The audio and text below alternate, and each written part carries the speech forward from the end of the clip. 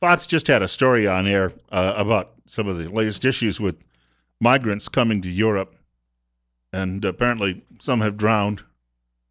Well, they're not exactly traveling first class. We understand that. This happened apparently near Greece somewhere.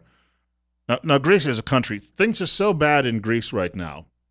I've been reading about this for the last several years. People can't even afford, in some cases, to feed their children, so they're dropping their children off at orphanages. Unemployment is 50%, somewhere in that neighborhood. They're not alone. In fact, Spain has some similar numbers. Greece can't, meet its obligations. People there, in many cases, they've lost all their savings. They've been thrown out of their homes, and it's a terrible humanitarian crisis there. And yet, we have all of these refugees coming. And in Germany, where they're sitting back guzzling beer steins and, eating Wiener Schnitzel and, just growing fat and happy, they're saying that all of their neighboring European countries should take more of these people because it's a typical, you'd see it in a newspaper editorial here in Twin Falls. It's the right thing to do. Well, if you got to give your own kid to an orphanage, why? I realize, and of course, somebody did a little survey a few weeks ago, and they said the BBC coverage, which is a very liberal outfit, basically focuses on photographs and videos of the children who might be coming in these waves. Yet, nearly 3/4 of the people who are coming happen to be men, grown men who are quite healthy with cell phones and the like, looking to live off the dole in Europe. Europe is going to collapse. There was a figure a friend sent me this morning. It came out of one of these English websites that's tracking this. They had an interactive map. I posted it to my own personal Facebook page. Interactive map of where all of these refugees are showing up all over Europe and where they happen to be settling. 1.3 million refugees have arrived in just the last couple of years. Remember, though, this has been accelerated over the last 3 or 4 months.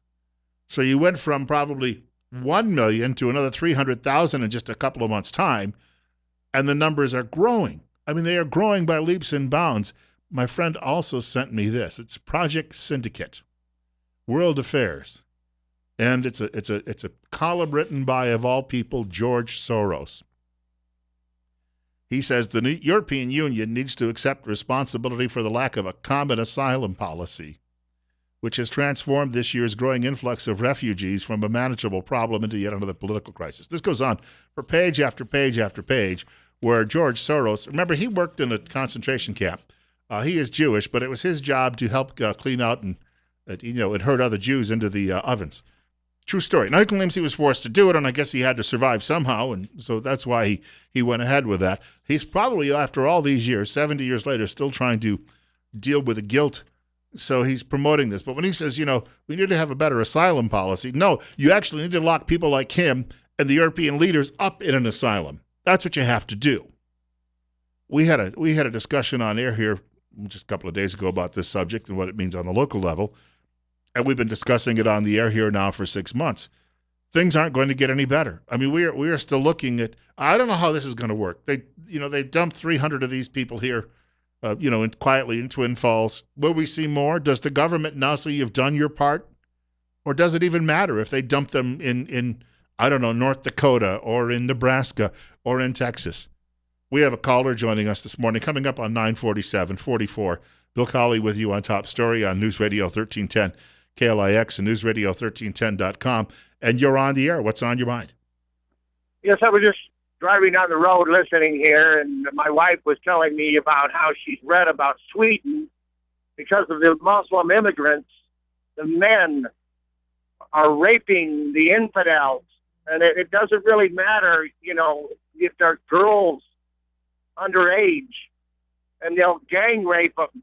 And it's quickly becoming the rape capital of the world, and the courts are afraid to prosecute these because, coming. Thank you for the call. Coming to a country near you, I suppose. We mentioned it the other day. It was probably yesterday's program that in Austria you can't buy long guns right now. Why? Because there aren't any left to buy. Because people have been buying them like we'd buy hotcakes at a festival. That's a hotcake festival, I guess. That would be fun. Come to think of it, I'd like to be one right now, but I'll have to wait because I don't know of any going on. They've been buying up all the long guns in Austria, and most of the buyers have been women. Why? Because they're worried about these thugs knocking down their doors looking for a little action. So the feeling is, you know what? If he does it, I'm going to blow him away. Unfortunately, in other European, Austria has, they're not what you'd call very easy gun laws. In fact, they'd be the envy of every liberal in America, but they're easier, let's say, than you would have in the other European countries. So people in Sweden, people in Germany, people in Denmark, people in Norway, people in England, people in Ireland, people in Scotland, they have no means of defending themselves against this thuggery. And yet their governments are saying, oh, but we've got to do this. Well, you know what? This is why you have nationalist parties growing in strength. And those nationalist parties, it's a repeat of what happened 80 years ago. They are going to take over, and when they do, they're going to purge the enemies of the people. That these governments, it's not going to be pretty. That's the sad part of it. It's not going to be pretty. But the fact that liberals don't know enough to pour pee from a boot has led them into this and is leading their countries into all of this.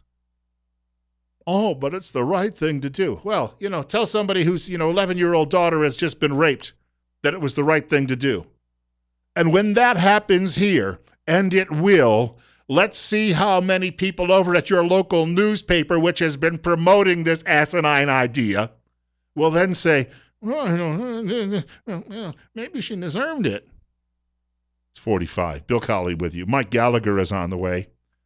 Brought to you exclusively by the financial advisors at Waddell & Reed in Twin Falls. The telephone number, 736-6563. Again, the telephone number, 736-6563.